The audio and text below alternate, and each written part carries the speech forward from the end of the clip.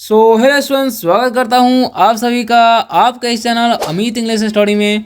Students, अगर आपको English पढ़ना और बोलना दोनों नहीं आता है और आप चाहते हैं कि बिल्कुल आसान तरीके से एक ही वीडियो में आप इंग्लिश पढ़ना और बोलना दोनों सीख जाए, तो आज के इस वीडियो में हम आपको इंग्लिश पढ़ना और बोलना दोनों सिखाएंगे। कैसे? क्योंकि आज के वीडियो में जितने भी हम सेंटेंसेस आपको बताएंगे उन सारे सेंटेंसेस का प्रोनाउंसिएशन लिख कर बता देंगे, जिसे आप देखकर पढ़ पाएंगे, और साथ ही में उसका मीनिंग भी बता देंगे, यानी कि मतलब जिससे आप जब भी किसी से बात करते हैं तो उसका कहने का मतलब समझ में आपको आएगा और आप आसानी से इंग्लिश में बातें कर सकेंगे। तो चलिए स्टार्ट करते हैं बिना किसी देरी के। स्टूडेंट्स, सबसे पहला नंबर सेंटेंस क्या है उसे देखिए ध्यान से, और इसे कैसे पढ़ते हैं कैसे समझते हैं वो देखिएगा, ठीक है ना। चलिए स्टार्ट करते हैं बिना किसी देरी के, है ना। तो लिखा हुआ है GO, तो इसे हम लोग क्या पढ़ते हैं, इसे हम लोग पढ़ते हैं गो।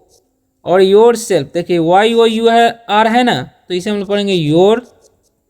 ओके, और ACLF है तो क्या पढ़ेंगे हम इसे सेल्फ, ठीक है। तो क्या हो जाएगा your self. Okay, your self, your self हो गया। अब इसका मतलब क्या होता है वो समझ लीजिए आप लोग।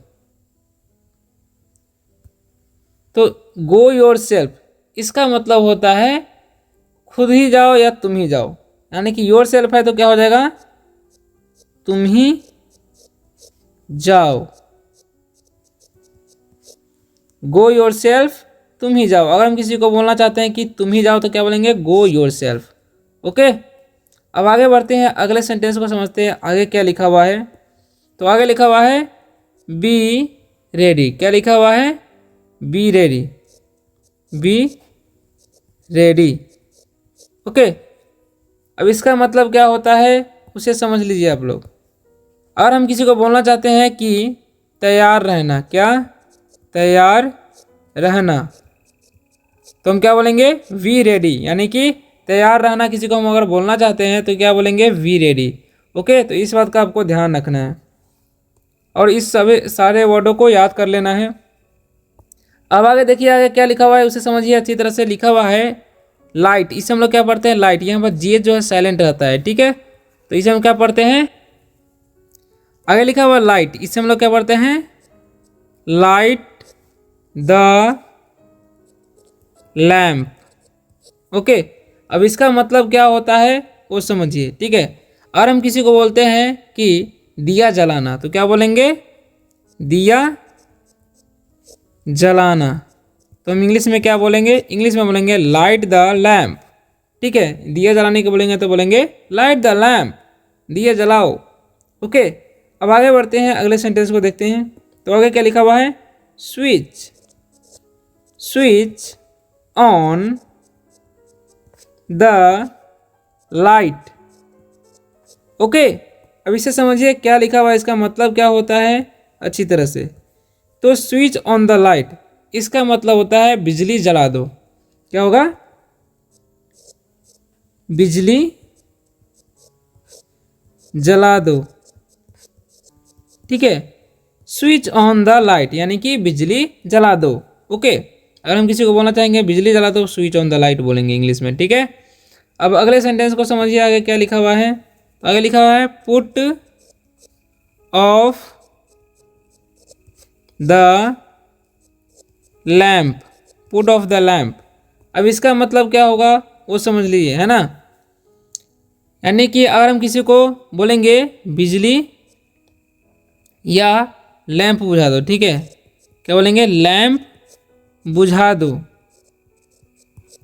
तो हम बोलेंगे put off the lamp, lamp बुझा दो या दिया बुझा दो तो बोलेंगे put off the lamp.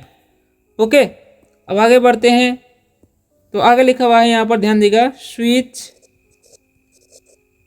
Switch off the light. Okay, अब इसका मतलब समझ लीजिए क्या होता है स्विच ऑफ द लाइट का मतलब। अगर हम किसी को बोलते हैं बिजली बुझा दो तो क्या बोलेंगे स्विच ऑफ द लाइट, इसका मतलब हो जाएगा बिजली बुझा दो, ठीक है।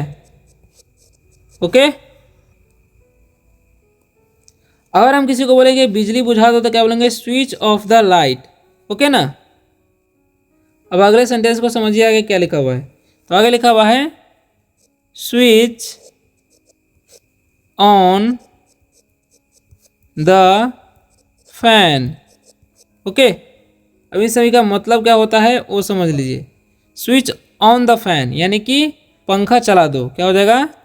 पंखा चला दो। अगर हम किसी को बोलते हैं गर्मी आ ही रहा है तो बोलेंगे पंखा चला दो, तो क्या बोलेंगे इंग्लिश में हम? स्विच ऑन द फैन, पंखा चला दो।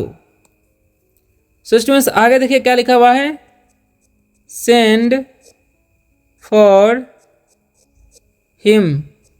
सेंड फॉर हिम, तो इसे हम कैसे पढ़ेंगे? अब देखिए इसका मतलब क्या हो जाएगा। अगर हम किसी को बोलते हैं सेंड फॉर हिम, तो इसका मतलब क्या होता है उसे समझ लीजिए आप लोग, है ना। तो क्या हो जाएगा, अगर हम बोलते हैं किसी, ध्यान से देखिएगा, किसी को भेजकर उसे बुलाओ। और हम बोलेंगे किसी को भेजकर उसे बुलाओ तो क्या बोलेंगे? Send for him. किसी को भेजकर उसे बुलाओ, सेंड फॉर हिम। ओके, तो इसका ध्यान रखना है आपको। अब आगे समझिए अगले सेंटेंस को। तो आगे लिखा हुआ है let these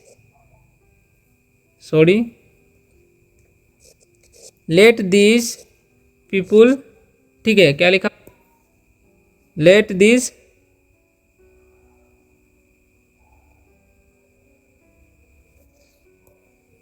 okay do their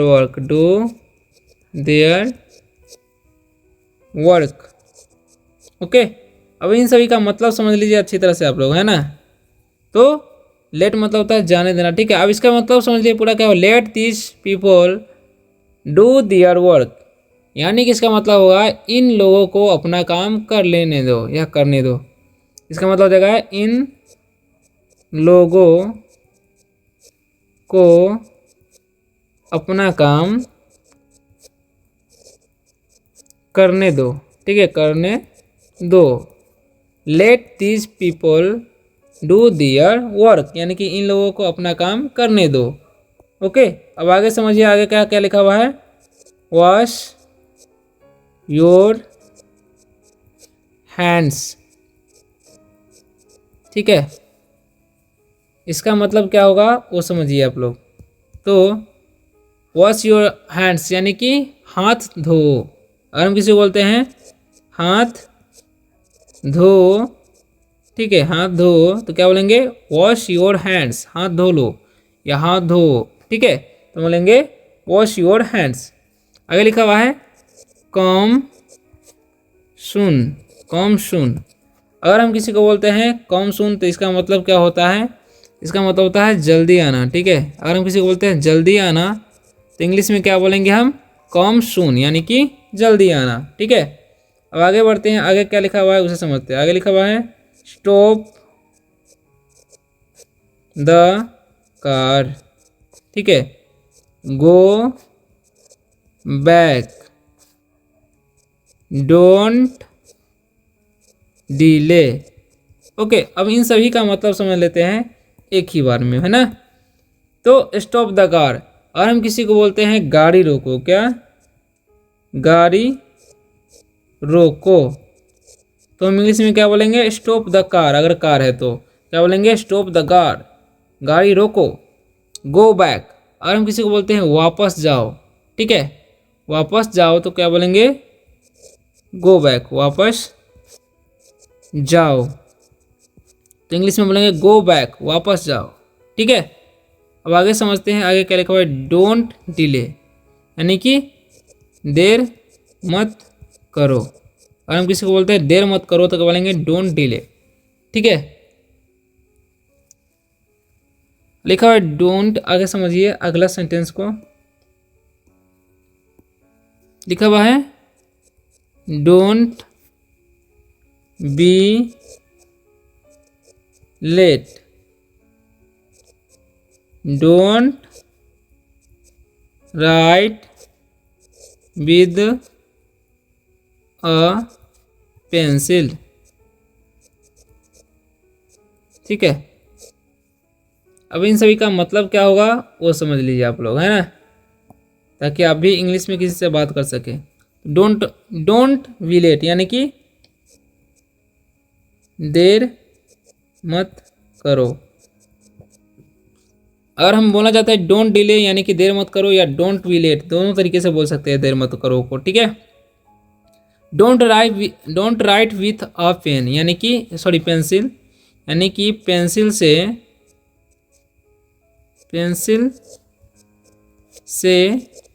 मत लिखो। ठीक है, मत लिखो। Don't write with a pencil यानी कि पेंसिल से मत लिखो। ठीक है, अब आगे बढ़ते हैं। अब क्या है देखिए, कुछ ही सेंटेंसेस बचे हैं, लिखा हुआ है यहाँ पर, ध्यान से देखिएगा। सॉरी, तो लिखा हुआ है राइट विद अ या ए पेन।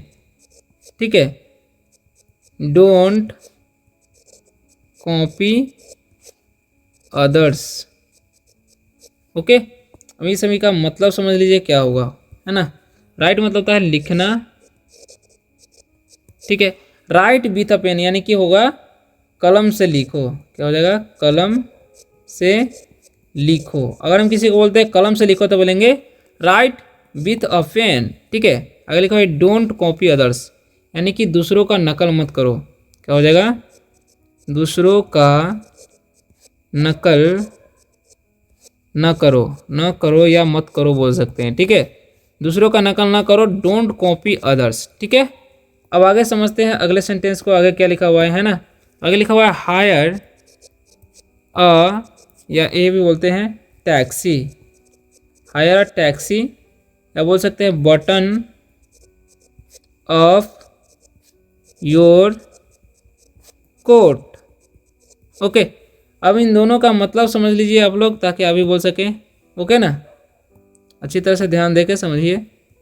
तो आगे लिखा हुआ है हायर अ टैक्सी यानी कि कोई किराए का मोटर भरा करो। ठीक है, क्या हो जाएगा, कोई किराए का मोटर कर लो, ऐसा बोल सकते हैं। कोई किराए का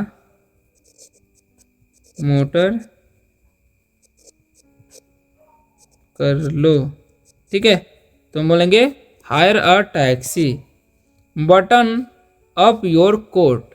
ठीक है, तो इसका मतलब क्या हो जाएगा, कोट के बटन बंद करो। अगर हम किसी को बोलेंगे कोट के बटन बंद करो।